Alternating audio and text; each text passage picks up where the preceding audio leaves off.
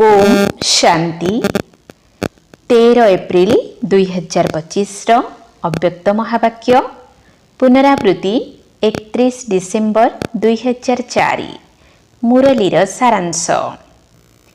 एही वर्षर आरंभरू बेहद्र वैराग्य वृत्ति को जागृत कर।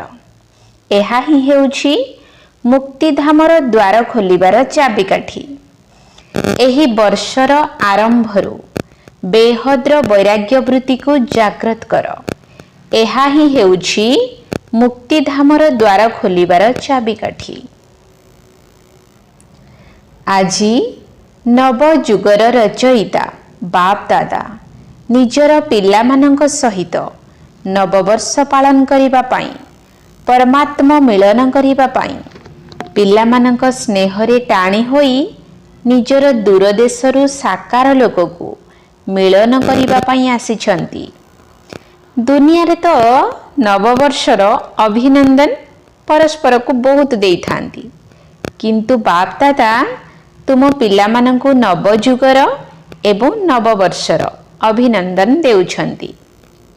तेबे नूतन वर्ष को तो गोटिए दिन पालन करिब, किंतु नूतन जुग को तो तुमे माने सारा संगम जुग ही पालन करि चलिछ। तुमे समस्ते मध्य परमात्मा स्नेहर आकर्षण रे टाणी होई एठारे पहुंची जाइछ। पुणी भी सबुठारु दूर देशरु आसीबा वाला किए कौन डबल विदेशी माने सेमाने तो पुणी भी एही साकार देश भितरे ही अछंती, किंतु दूरदेशी बाप दादा केते दूररु आसीछंती कौन एहार हिसाब बाहर करि परिबो? केते माइल रु आसीछंती?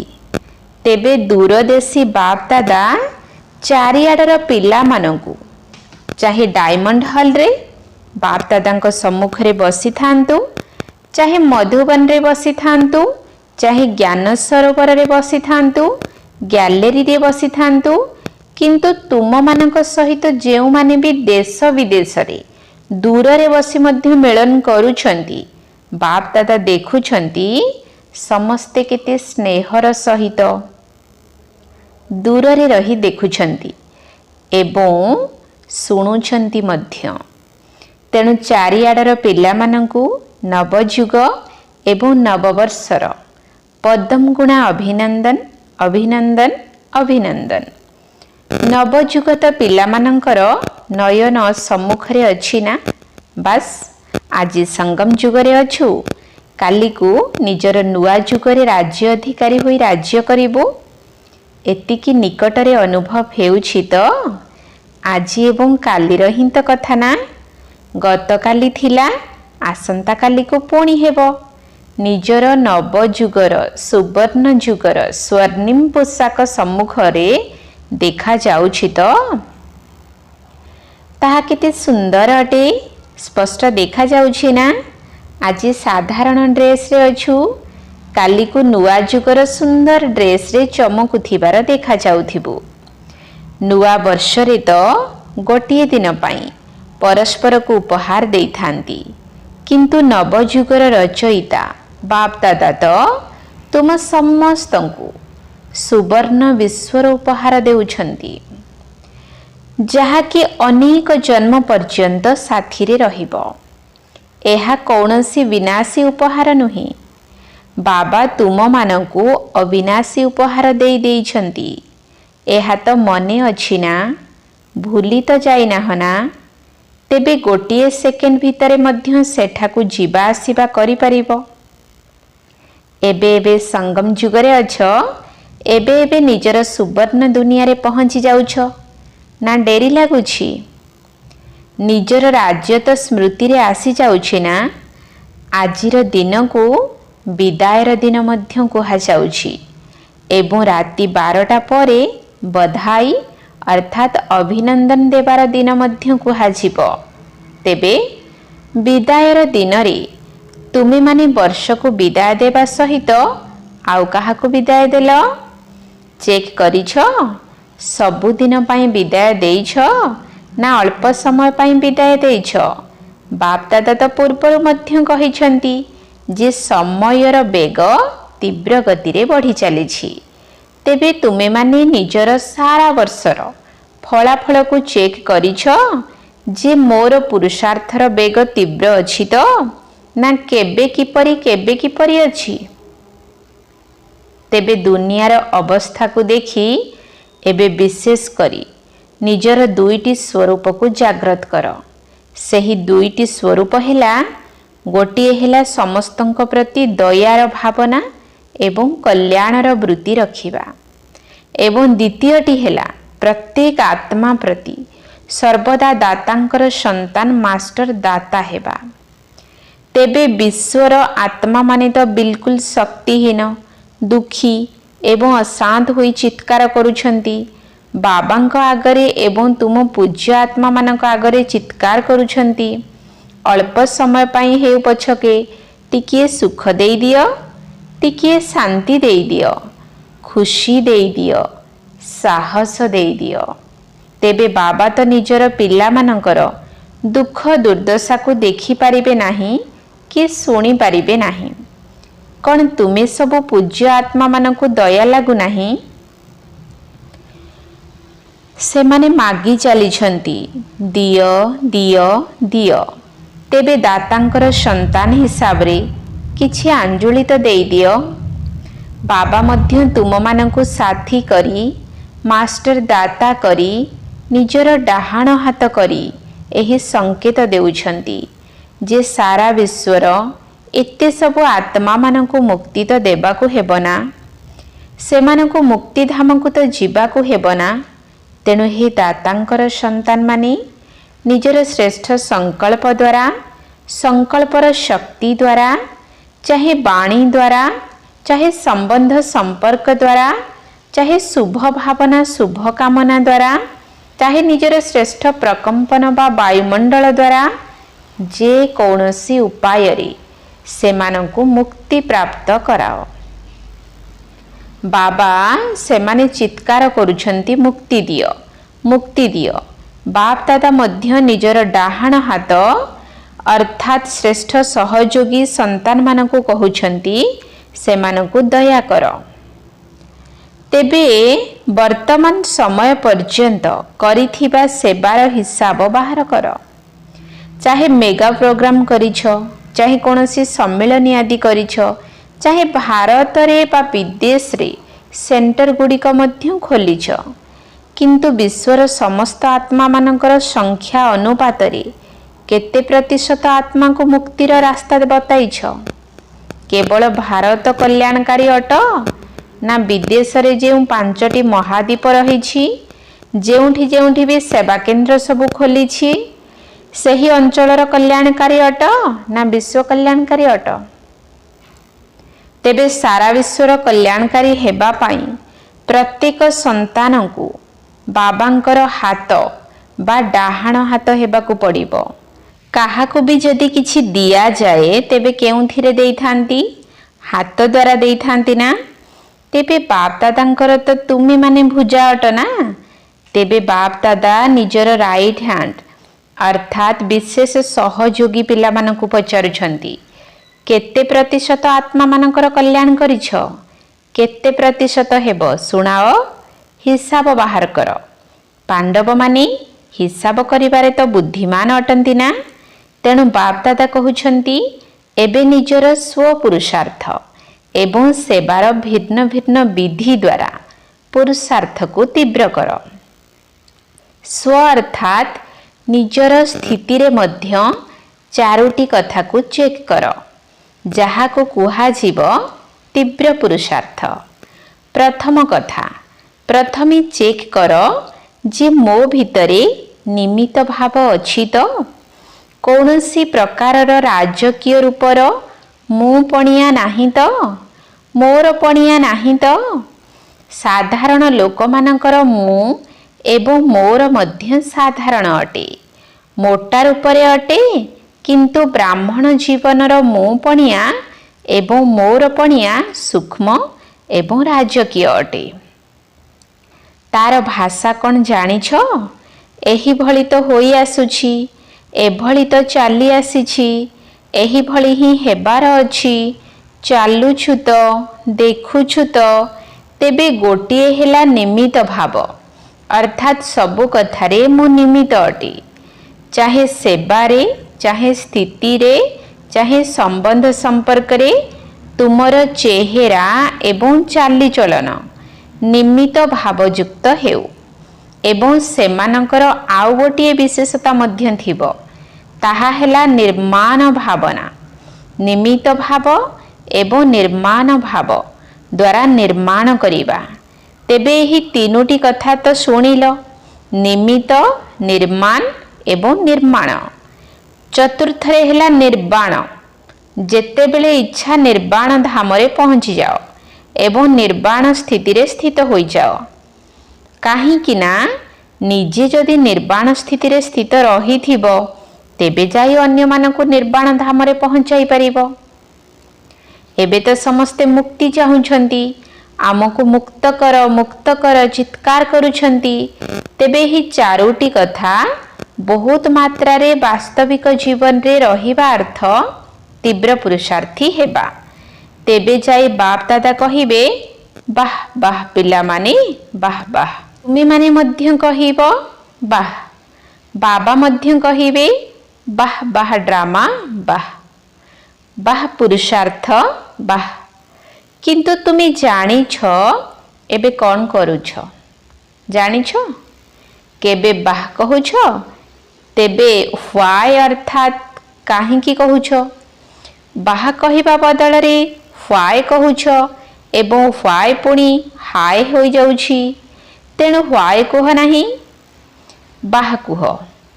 ତୁମମାନଙ୍କୁ ମଧ୍ୟ କ'ଣ ଭଲ ଲାଗୁଛି? ବାଃ ଭଲ ଲାଗୁଛି ନା ହ୍ୱାଏ ଭଲ ଲାଗୁଛି? କ'ଣ ଭଲ ଲାଗୁଛି? ବାଃ। ତେବେ ହ୍ୱାଏ କରୁନାହଁ ତ? ଭୁଲରେ ଆସିଯାଉଛି। କ'ଣ ଡବଲ ବିଦେଶୀ ମାନେ ହ୍ୱାଏ ହ୍ୱାଏ କହୁଛ କି? କେବେ କେବେ କହିଦେଉଛ କି?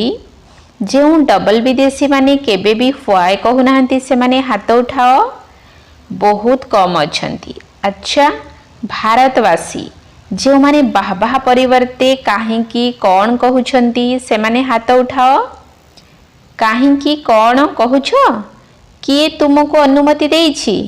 ସଂସ୍କାର? ପୁରୁଣା ସଂସ୍କାର ତୁମକୁ ହ୍ୱାଏ କହିବା ପାଇଁ ଅନୁମତି ଦେଇଛି, କିନ୍ତୁ ବାବା କହୁଛନ୍ତି ବାଃ ବାଃ କୁହ, ହ୍ୱାଏ ହ୍ୱାଏ କୁହ ନାହିଁ। ତେବେ ଏହି ନୂତନ ବର୍ଷରେ କ'ଣ କରିବ? ବାଃ ବାଃ କରିବ ତ? ନା କେବେ କେବେ ହ୍ୱାଏ କହିବା ପାଇଁ ଅନୁମତି ଦେଇଦେବା? ହ୍ୱାଏ ଆଦୌ ଭଲ ନୁହେଁ। ପେଟ ଭିତରେ ଯେପରି ବାୟୁ ଅର୍ଥାତ୍ ଗ୍ୟାସ୍ ହୋଇଗଲେ ଦେହ ଖରାପ ହୋଇଯାଉଛି ନା, ସେହିପରି ହ୍ୱାଏ ମଧ୍ୟ ବାୟୁ ଅଟେ। ତେଣୁ ହ୍ୱାଏ କର ନାହିଁ। ବାଃ ବାଃ କରିବା କେତେ ଭଲ ଲାଗୁଛି, ହଁ କୁହ, ବାଃ ବାଃ ବାଃ।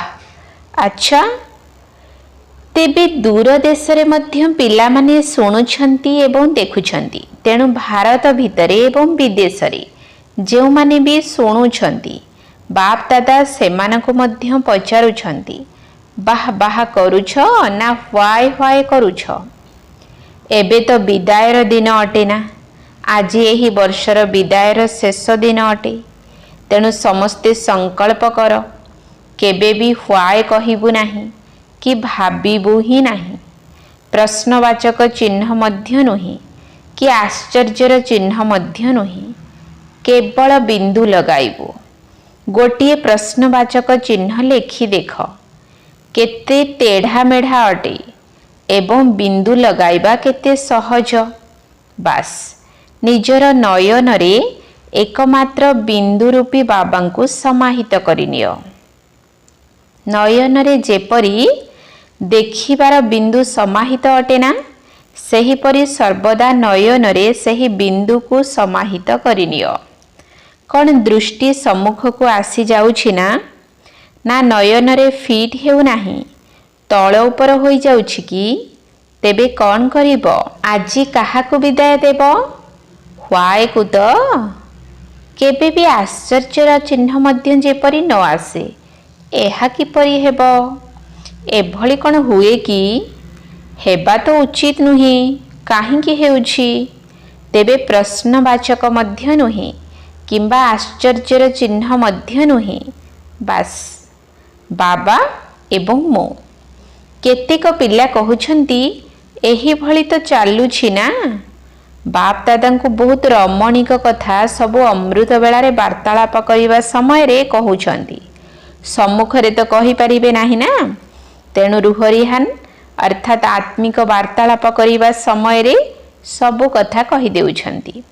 ଆଚ୍ଛା, ଦୁନିଆରେ ଯାହା ବି ଚାଲୁଛି ଚାଲୁ, କିନ୍ତୁ ତୁମକୁ ଚାଲିବାର ନାହିଁ। ତୁମକୁ ତ ଉଡ଼ିବାର ଅଛି। ତେଣୁ ଚାଲିବାର କଥା ଗୁଡ଼ିକୁ କାହିଁକି ଦେଖୁଛ? ଉଡ଼ ଏବଂ ଉଡ଼ାଅ। ଶୁଭ ଭାବନା, ଶୁଭ କାମନା ଏଭଳି ଶକ୍ତିଶାଳୀ ଅଟେ, ଯାହାକି ମଝିରେ ଯଦି କେବଳ ହାୟ ଶବ୍ଦ ନ ଆସିବ, ତେବେ ଶୁଭ ଭାବନା ଏବଂ ଶୁଭ କାମନା ଭିତରେ ଏତେ ଶକ୍ତି ରହିଛି, ଯାହାକି ଯେକୌଣସି ଅଶୁଭ ଭାବନା ବାଲା ବ୍ୟକ୍ତିକୁ ମଧ୍ୟ ଶୁଭ ଭାବନା ବାଲା କରାଇ ଦେଇପାରିବ। ଦ୍ୱିତୀୟ ନମ୍ବର ହେଲା, ଯଦି ବଦଳାଇ ନ ପାରିବ, ତେବେ ବି ତୁମର ଶୁଭ ଭାବନା ଶୁଭ କାମନା ଯଦି ଅବିନାଶୀ ଅଟେ, କେବେ କେବେ ବାଲା ନୁହେଁ, ତେବେ ତୁମ ଉପରେ କାହାର ଅଶୁଭ ଭାବନାର ପ୍ରଭାବ ପଡ଼ିପାରିବ ନାହିଁ। ଯେହେତୁ ତୁମେମାନେ ପ୍ରଶ୍ନକୁ ଚାଲି ଯାଉଛ, ଏହା କାହିଁକି ହେଉଛି, ଏହା କେତେ ଦିନ ପର୍ଯ୍ୟନ୍ତ ଚାଲିବ, କିପରି ଚାଲିବ, ଏହାଦ୍ୱାରା ଶୁଭ ଭାବନାର ଶକ୍ତି କମ୍ ହୋଇଯାଉଛି। ନଚେତ ଶୁଭ ଭାବନା ଶୁଭ କାମନା ଭିତରେ ବହୁତ ଶକ୍ତି ରହିଛି। ଦେଖ, ତୁମେ ସମସ୍ତେ ବାପ୍ ଦାଦାଙ୍କ ପାଖକୁ ଆସିଛ। ପ୍ରଥମ ଦିନକୁ ମନେ ପକାଅ, ବାପ୍ ଦାଦା କ'ଣ କରିଥିଲେ? ଚାହେଁ ପତିତ ଅବସ୍ଥାରେ ଆସିଥିଲ, ବା ପାପୀ ଅବସ୍ଥାରେ ଆସିଥିଲ, ବା ସାଧାରଣ ହୋଇ ଆସିଥିଲ, ବା ଭିନ୍ନ ଭିନ୍ନ ମନୋବୃତ୍ତି ବାଲା ବା ଭିନ୍ନ ଭିନ୍ନ ଭାବନା ବାଲା ଆସିଥିଲ, କିନ୍ତୁ ବାପ୍ ଦାଦା କ'ଣ କରିଥିଲେ? ଶୁଭ ଭାବନା ରଖିଥିଲେ ନା। ତୁମେ ମୋର ଅଟ, ମାଷ୍ଟର ସର୍ବଶକ୍ତିମାନ ଅଟ, ହୃଦୟ ସିଂହାସନର ଅଧିକାରୀ ଅଟ। ଏହିଭଳି ଶୁଭ ଭାବନା ଶୁଭ କାମନା ରଖିଥିଲେ ନା। ଏହି ଆଧାରରେ ତ ବାବାଙ୍କର ହୋଇଯାଇଛ ନା। ବାବା କ'ଣ କହିଥିଲେ? ହେ ପାପୀ ଆତ୍ମାମାନେ ଏଠାକୁ କାହିଁକି ଆସିଛ? ଶୁଭ ଭାବନା ରଖିଥିଲେ ନା। ତୁମେମାନେ ମୋର ସନ୍ତାନ, ମାଷ୍ଟର ସର୍ବଶକ୍ତିବାନ ସନ୍ତାନ। ଯେହେତୁ ବାବା ତୁମମାନଙ୍କ ପ୍ରତି ଶୁଭ ଭାବନା ଶୁଭ କାମନା ରଖିଥିଲେ, ତେଣୁ ତୁମ ହୃଦୟ କ'ଣ କହିଲା? ମେରା ବାବା। ବାବା କ'ଣ କହିଲେ? ମେରେ ବଚ୍ଚେ। ଏହିଭଳି ଯଦି ସମସ୍ତଙ୍କ ପ୍ରତି ଶୁଭ ଭାବନା ଶୁଭ କାମନା ରଖିବ, ତେବେ କ'ଣ ଦେଖାଯିବ? ମୋର କଳ୍ପ ପୂର୍ବର ମିଠା ଭାଇ ବା ମୋର ଗେହ୍ଲା ଭଉଣୀ। ତେବେ ପରିବର୍ତ୍ତନ ହୋଇଗଲା ନା। ତେଣୁ ଏହି ବର୍ଷ କିଛି ନା କିଛି କରି ଦେଖାଅ। କେବଳ ହାତ ଉଠାଅ ନାହିଁ। ସ୍ଥୂଳ ହାତ ଉଠାଇବା ତ ବହୁତ ସହଜ, ତେଣୁ ମନର ହାତ ଉଠାଅ, କାହିଁକି ନା ବହୁତ କାମ ବାକି ରହିଛି। ବାପ୍ ଦାଦା ଯେତେବେଳେ ବିଶ୍ୱର ଆତ୍ମାମାନଙ୍କ ଉପରେ ନଜର ପକାଉଛନ୍ତି, ସେତେବେଳେ ବହୁତ ଦୟା ଲାଗୁଛି। ଏବେ ତ ପ୍ରକୃତି ମଧ୍ୟ ସନ୍ତୁଳନ ହରାଇ ଦେଲାଣି। ପ୍ରକୃତି ଯେତେବେଳେ ନିଜେ ଭାରସାମ୍ୟ ହରାଇ ଦେଉଛି, ତେଣୁ ସେ କ'ଣ କରିବ? ଆତ୍ମାମାନଙ୍କୁ ଦୁଃଖ ଦେଉଛି ଏବଂ ବାବାଙ୍କୁ ମଧ୍ୟ ପିଲାମାନଙ୍କୁ ଦେଖି ଦୟା ଲାଗୁଛି। କ'ଣ ତୁମମାନଙ୍କୁ ଦୟା ଲାଗୁନାହିଁ? କେବଳ ଖବର ଶୁଣି ଚୁପ୍ ରହିଯାଉଛ। ବାସ୍, ଏତିକି ଆତ୍ମା ଚାଲିଗଲେ। ସେହି ଆତ୍ମାମାନେ ବାବାଙ୍କର ସନ୍ଦେଶ ପାଇବାରୁ ତ ବଞ୍ଚିତ ରହିଗଲେ ନା। ତେଣୁ ଏବେ ତ ଦାତା ହୁଅ, ଦୟାଳୁ ହୁଅ। ତେବେ ଏହା ମଧ୍ୟ ସେତେବେଳେ ହେବ ଏବଂ ଦୟା ମଧ୍ୟ ସେତେବେଳେ ଆସିବ, ଯଦି ଏହି ବର୍ଷର ଆରମ୍ଭରୁ ନିଜ ଭିତରେ ବେହଦ୍ର ବୈରାଗ୍ୟ ବୃତ୍ତିକୁ ଜାଗ୍ରତ କରିବ। ବେହଦ୍ର ବୈରାଗ୍ୟ ବୃତ୍ତି। ତେବେ ଏହି ଦେହର ସ୍ମୃତି ବା ଦେହର ଅଭିମାନର ସ୍ମୃତି ମଧ୍ୟ ବେହଦ୍ର ବୈରାଗ୍ୟ ବୃତ୍ତିର କମି ଅଟେ। ଛୋଟ ଛୋଟ ବିନାଶୀ କଥା ସବୁ ତୁମର ସ୍ମୃତିକୁ ଟଳମଳ କରିଦେଉଛି। ଏହାର କାରଣ କ'ଣ? ବେହଦ୍ର ବୈରାଗ୍ୟ ବୃତ୍ତି କମ୍ ଅଛି ଏବଂ ମୋହ ରହିଛି। ବୈରାଗ୍ୟ ନାହିଁ, ମୋହ ଅଛି। ଯେତେବେଳେ ସମ୍ପୂର୍ଣ୍ଣ ବୈରାଗୀ ହୋଇଯିବ, ବୃତ୍ତିରେ ମଧ୍ୟ ବେହଦ୍ର ବୈରାଗୀ, ଦୃଷ୍ଟିରେ ମଧ୍ୟ ବେହଦ୍ର ବୈରାଗୀ, संबंध संपर्क रे सेवारे सबुथिरे बेहद्र बैरागी तेबे जाई मुक्ति धामर फाटक खोलिब। एबे तो जेउ आत्मा माने भी शरीर छाड़ी जाउछंती सेमाने पुणी जन्म नेउछंती पुणी दुखी हेउछंती। तेबे मुक्ति धामर फाटक खोलिबार निमित्त तो तुमे माने ही अटना। ब्रह्मा बाबांकर साथी अटना। तेणु बेहद्र वैराग्य वृत्ति हेउछि फाटक खोलिबार चाबिकाठी। एबे तो चाबी लागी नाही, चाबी प्रस्तुति मध्य होई नाही। ब्रह्मा बाबा मध्य अपेक्षा करिछंती, एडवांस पार्टी मध्य अपेक्षा करिछि, प्रकृति मध्य अपेक्षा करी करी बहुत दुखी होई गलानी। माया मध्य निजर विदाय नेबार दिन गणुछि। एबे कुह हे मास्टर सर्वशक्तिवान आत्मा माने कुह कौन करिब? एही वर्ष किछि ना किछि नवीनता तो करिब ना? नुआ वर्ष रे किछि ना किछि नवीनता तो करिब ना? जेहेतु नुआ वर्ष बोली कहूछ तेणु किछि नवीनता करिबा दरकार ना। तेणु एबे बेहद्र वैराग्य वृत्तिर एवं मुक्ति धाम को जीवार चाबी प्रस्तुत कर। तुम मानंकु तो प्रथमे मुक्ति धाम को जीवा को हेबो ना। ब्रह्मा बाबा को तो कथा देइछ ना, साथी रे जीवु, साथी रे आसीबु, साथी रे राज्य करिबु, साथी होई भक्ति करिबु। तेणु एबे प्रस्तुति आरंभ कर। कौन एही वर्ष करिब ना आउ गोटे वर्ष दरकार?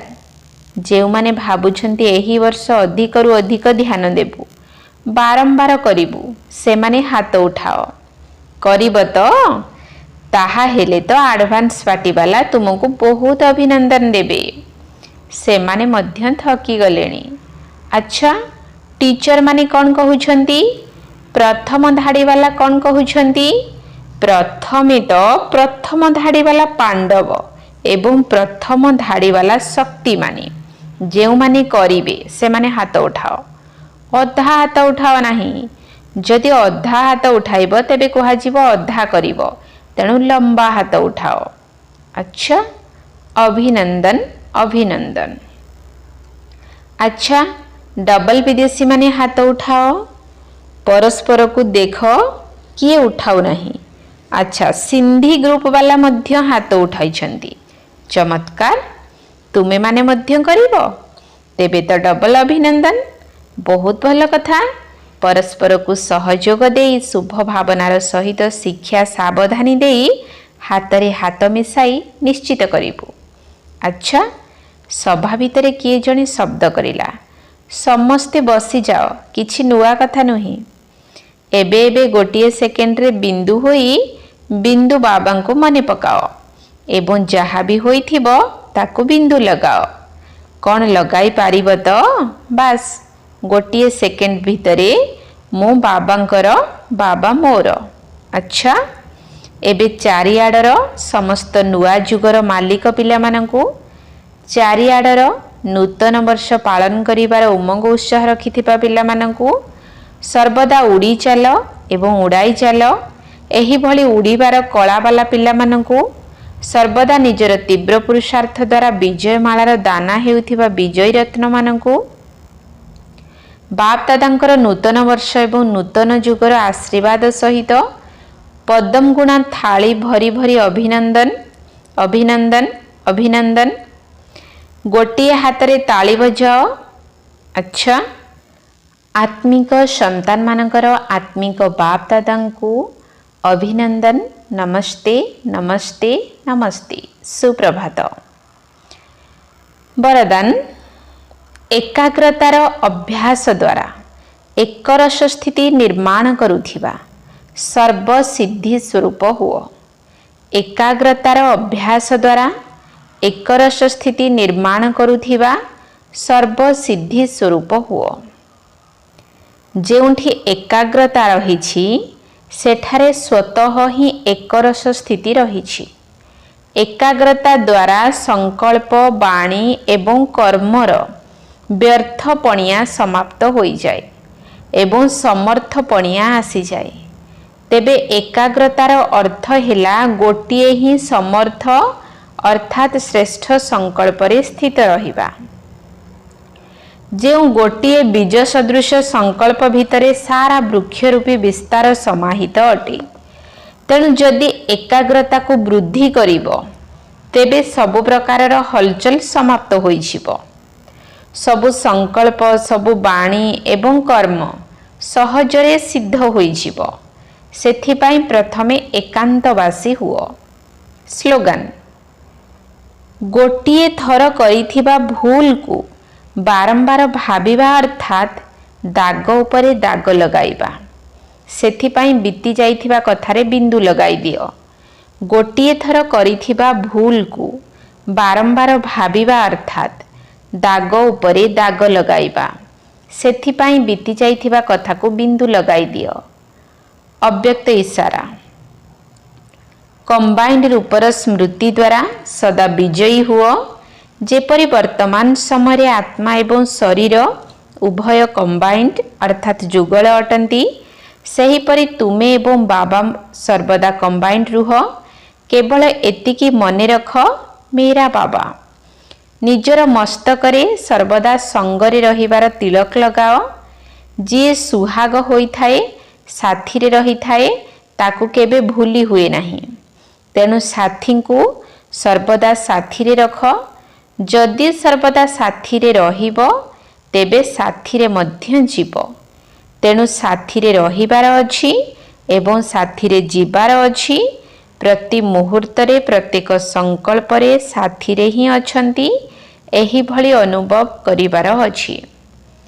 ଓମ୍ ଶାନ୍ତି।